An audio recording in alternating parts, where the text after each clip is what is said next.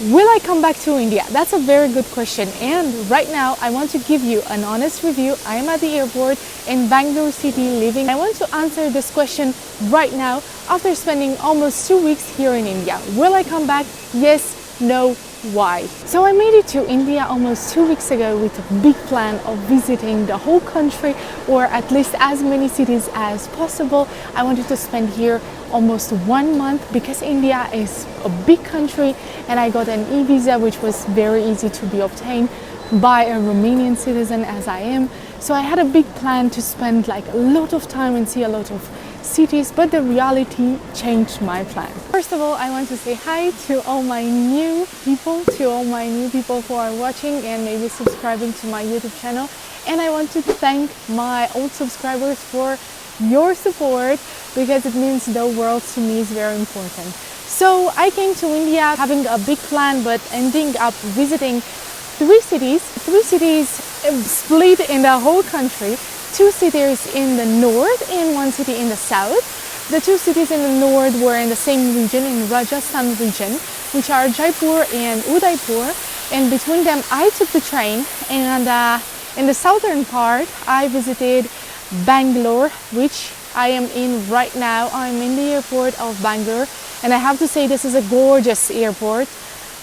One of the most beautiful airports I've ever been to. Right there, after you finish with the security and with everything, so right before going to your gate, you can have access to Wi-Fi. How can you have access to Wi-Fi? You have to scan the passport, your passport, and after that you scan your boarding pass. Your boarding pass, the QR from the boarding pass. And after that you will receive a voucher for Wi-Fi, 24 hours. 24 hours, that's We didn't try it until now, we will see. Yeah. This is one of the things I wanted to discuss with you. The internet is not easy to be obtained in here in India. Many shops, restaurants and coffee places are having vouchers or are not willing to share the password to the Wi-Fi. So this happened to us many times. They don't give a reason why, but we believe that this is because they don't want you to spend too much time in their place. And this is so sad, because this is also one of the reasons why I didn't feel welcomed in here. The idea of eating or of enjoying your coffee or your meal that we have in Europe is not the same as the one they have in here. Here you go, you order, you eat, and that's it. Then you leave the table. You cannot stay, enjoy or drink your coffee for more time, because as soon as you finish eating, they will clean up the table, they will bring your bill. And this happened to us several times during our stay here. But let's get to something more important than this. How did I feel like a female traveler to be in India and to travel in India? That is a very important topic, and I want to cover it today with you. First of all, I think it's important to mention that I wasn't alone in this trip. Even if I'm a woman, I was accompanied by Elias, which is a man. So I think it was a lot easier, because otherwise I wouldn't have come in here. So how did I feel in India as a woman? I had moments when I didn't feel good. I was feeling like being watched, or I was not feeling comfortable recording on the street. Most of the time, to be honest, to be 100% honest, it helped me to record, because I was focusing on the camera, on thinking of what I was going to say, and not looking around and not seeing how other people are watching or what was around me, because this is another major issue. I wish I could have come to Bangalore first and then go to Jaipur and Udaipur. The Rajasthani style is very interesting, but the cleanliness of these cities is an issue, is a big issue. And I tried in the beginning to show you the most beautiful side of India, because we all know the bad parts. When we travel, we see the bad parts, but sometimes we want to show you the good parts. We want to give you, and I want to give you the positive vibes, Malinasvibe. So I've been trying to be positive, which consumed not 100% but 200% of my energy, and it was very difficult to keep my positivity up and to stay positive for the entire trip, because of what was around me and what was surrounding me. And because of this cleanliness issue on the streets and in the accommodations we stayed in, I feel like overall there are three levels of traveling. You can travel on a budget, but on a budget in India means like super light. You can also travel like a normal traveler, medium budget, and you can also be on a higher budget. So our trip was on a medium and higher budget because I've been to some pretty cool places which I also documented, so you can see them in my YouTube videos. But I feel like overall the prices we paid for the medium budget were not matching the quality of the products, of the things we received, because I was afraid to try to eat this food all the time. I was searching for some better options when it comes to restaurants or when it comes to cafes, and they ended up being almost the same price as we have in Europe. Not all the time, to be honest. I'm not saying there were expensive prices or very high prices, but I was ending up paying a lot these places. So now that I said about how I felt as a woman, I want to discuss more in depth about how I felt eating the food in here, how I felt like staying in the places here, and the transportation, what I did and what I visited and how was it. So when it comes to food, it was really challenging for me because I don't eat spicy food. In the Rajasthan area, the traditional food is spicy. Therefore, it was really a challenge for me. Besides that, I feel like their food is really nice because of the spices they use. It gives a really nice taste. But the issue was that I didn't feel well to eat the food in India anywhere. I know that a lot of people avoid drinking water, tap water. I avoided it with any cost, like I did not do it. And at the same time, I was very careful where we would eat. So this is why we ended up paying a little bit more than we would normally pay, because I have received a comment to one of my YouTube videos saying that you can also travel light to India. That's true, but the risk of traveling light and of paying less for the food is your health. So we were very careful when it was about eating and the places we chose, but the prices were a bit higher. And even if the prices were a bit higher, even if we stayed in like 4-star hotels, they were washing the dishes in a bowl, the whole dishes in the same time. Like you see the dishes washed on the streets, but this is like street food, and we were in a 4-star hotel. We were it was difficult. I don't want to give you many details. I just want you to get the point. So when traveling to India, you have more options. As I said, you can travel like on a super low budget, on a medium budget, and on a high budget. And speaking of the medium budget, we stayed in mostly 4-star hotel, which I think in Europe is a lot. To stay in a 4-star hotel, you're like traveling super comfortable, but I didn't feel like traveling super comfortable in here, even if the accommodation was around $40 per night with a breakfast included. And this is good that we got the breakfast included, because many times I didn't find like an option for me. I don't eat spicy. So in Rajasthan, in Jaipur and Udaipur, their cuisine is a spicy one, and it was a challenge for me even if I tried it. Did I feel welcomed? I didn't really feel welcomed, and this is bad. This is bad because I felt welcomed in most places where I went to. There are people and people. Some people are nicer, some people are not. But for me, to feel welcome means to have a smile returned, or politely greeting when I went to places. In some places, people are welcoming, but not all the people, which didn't really make me feel like being welcomed in here. Some interactions I had were nice, but not all of them. And let's cover a very important thing, which is the transportation.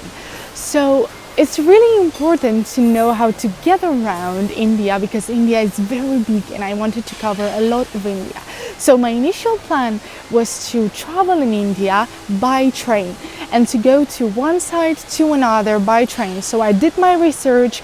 I kind of knew what I was expecting when seeing the train. But then at a point, we had to buy the train tickets, and there we had a really bad challenge. What happened? So basically, to buy the train tickets in India, you need an Indian number, which we didn't have. We asked at least 5 people to help us from the accommodation we've been to. And 3 out of 5 people told us to go to the train station. So the first time we heard this, we headed directly to the train station, trying to buy the tickets from there. But what was there shocked me. I could not stay more than 10 minutes in the train station. People were lying on the ground. It wasn't pleasant. It was a queue. People were not speaking English. And this is another issue why I didn't feel welcomed. Most of the people were not speaking English, even if I know that between them, they sometimes, because of the dialects are very different and the languages differ depending on the region, sometimes Indians speak in English between them, but I don't know why. They don't understand me. They didn't understand me. We didn't understand them. So we also had a miscommunication problem issues. It's good that you have Google Translate, so then you're fine anywhere you go, but not all the time. We went again and said, we went to the train station, we didn't manage. Oh, then you didn't manage because you don't speak English. What is this answer? You didn't manage because you're not used to buying train tickets. I'm a traveler. I'm used to buy train tickets. I'm used to travel. I'm used to struggle. But the train station in India, it was too much for me. It was too much for me. I thought I could do it, but I couldn't. This is why we asked her again and again and again, until someone said, okay, I will help you with my phone number. I said, okay. We said, okay, it's fine. We can proceed then. But there's another problem, because you need like an account where you need a local number to make that account. You need to pay. And the payment method, most of the times, don't accept international cards. So our cards, we have 4 cards, none of them was accepted. Then tell me, how can I get around India if my cards are not accepted in here? So this was another major issue that we have also when we bought the train tickets, and also when we bought the plane tickets from Udaipur to Bangalore. We came here with Vistara airplane, and the company was nice, was really nice, but we struggled a lot with the providers to be able to pay with our cards. Finally, we had a situation, we managed to solve it. We transferred the money, but that person we knew from the hotel, his reply came a bit late. In the end, we managed to buy the train tickets because somebody paid for us and we gave that person in cash. But otherwise, I don't know, it would have been too difficult to buy them. So the transportation was a little bit challenging from this point of view. There was another side of the transportation that really gave us a hard time. The tuk-tuks and the Uber. We mostly used Uber, which was super convenient and easy. It was easy to get around with Uber. But, and this is very interesting, every time you order an Uber, a tuk-tuk or a scooter or a car, you have an OTP, a code, a PIN that you have to give to the driver to secure that ride and to make sure that this is your driver and to make sure everything is fine, which is great. You feel safe, but thinking why they need the safety system also makes me a little bit scared, because also in the airport, in the malls, everywhere, there is an extra control. They look into your luggage, they control your body. There are special like boxes where women go and they have a corporal control there, and there are like men just stay outside there, like control outside by men. Women are controlled by the women. But this is another story. So coming back to the transportation system, I would say we had a hard time because even if we used to order a lot of cars, sometimes the drivers are accepting the ride, but they're not moving. They stay where they are, so they don't move. They don't come to you, so you need to cancel. Sometimes we canceled up to 4 times after waiting about 20 minutes. We were at the train station when we wanted to leave as early as possible, as fast as possible. It was impossible because we couldn't find a driver. Then some drivers were arriving and then canceling the ride. Never get in a car or in a tuk-tuk if they cancel your ride, because you don't know, you never know. Many things can happen. India is known for being like a not safe country for both men and women, and you want to be safe as possible, especially if you're traveling for the first time, because if you have experience, then you can you know what I'm saying, and you know how to be protected, how to stay protected. But if you're traveling for the first time, it's really hard to put yourself together, to keep your positive vibes up. So if you're traveling with an Uber or with another application that they have, never get a ride when the driver is canceling the ride. And in the same time, we had a hard time because we tried to bargain sometimes with tuk-tuk drivers. They won't bargain. They won't bargain. You show them the price that you pay for your car on Uber, they will give you the same price. For the tuk-tuk, you ask for a lower price, they will leave. You'll say, I don't bargain. You don't accept my price, then I'm leaving. So this is very interesting and very challenging because you cannot really bargain as a foreigner. So if you want to see more about my adventures in Asia, how my time spent here was, if you haven't already, please check my previous YouTube videos, because I try to document this trip as much as possible and share it with you, so that you have an idea about how is it to travel to India. To give an answer to my initial question, will I be back to India?